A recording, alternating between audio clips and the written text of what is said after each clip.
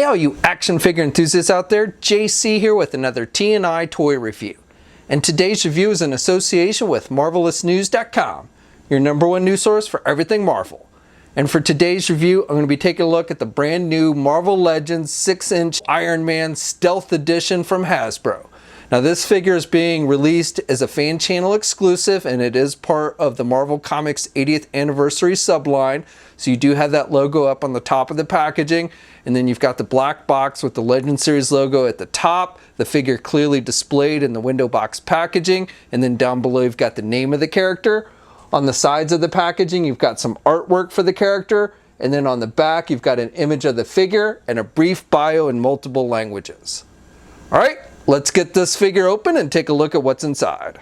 Okay, so here's a look at the figure outside the packaging along with the other contents. Now, like with most of these 80th anniversary fan channel exclusive figures that Hasbro's been doing, there's really nothing new here with this figure. The figure itself is just a repainted version of the regular Invincible Iron Man figure they released a year or so ago.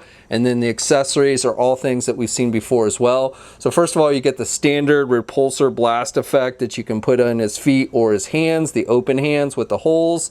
And these are done, they are solid plastic, they're not translucent like normally we see with these. And you've got the sky blue color at the bottom, and then you've got the white at the tip, and made with the same kind of material and everything. And again, you can plug these into the figure's hand so it looks like he's firing his repulsor blast, or you can also plug them into the feet so it looks like he's blasting off.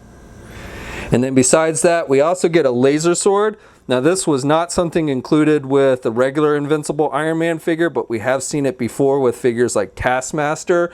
So with this one, you've got the yellow translucent blade, and then you've got just the handle with some sculpting detail that's done with a dark, almost black plastic. No really paint detail on that at all. And then again, you've got the blade that's done with the translucent yellow. And then finally, you get 3 different pairs of hands for the figure. You get a pair of grip hands for holding the laser sword. You get a pair of closed-fisted hands, and then you get a pair of those open hands with the holes in them, so you can plug in the repulsor blast effects.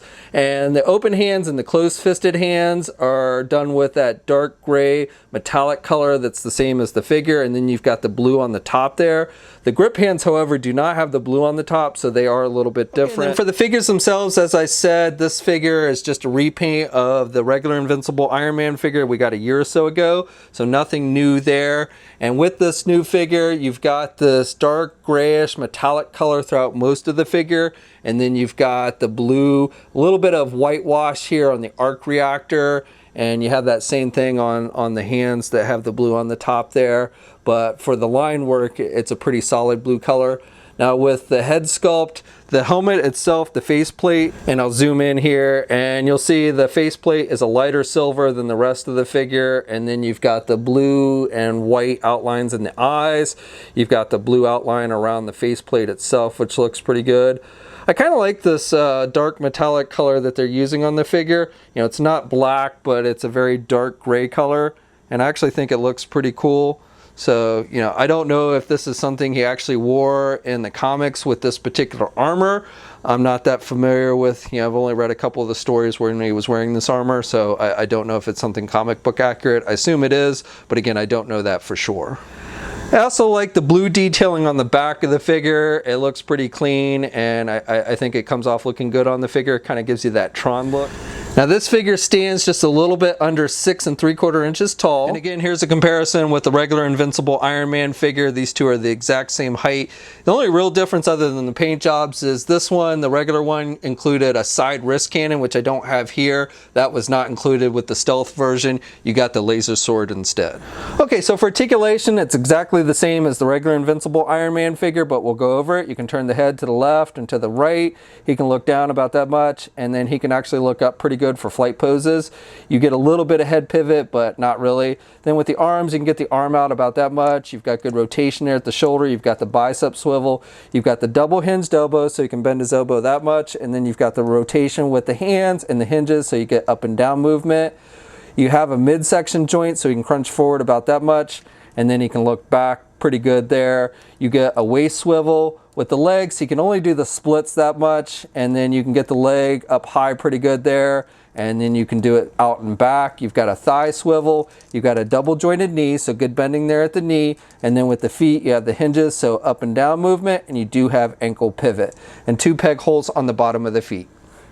Okay, so that's my review. So overall I would say, there's absolutely nothing new here. It's just a simple repainted figure, but if you like variant Iron Man figures or you're building up an Iron Man armory, this one's probably worth checking out.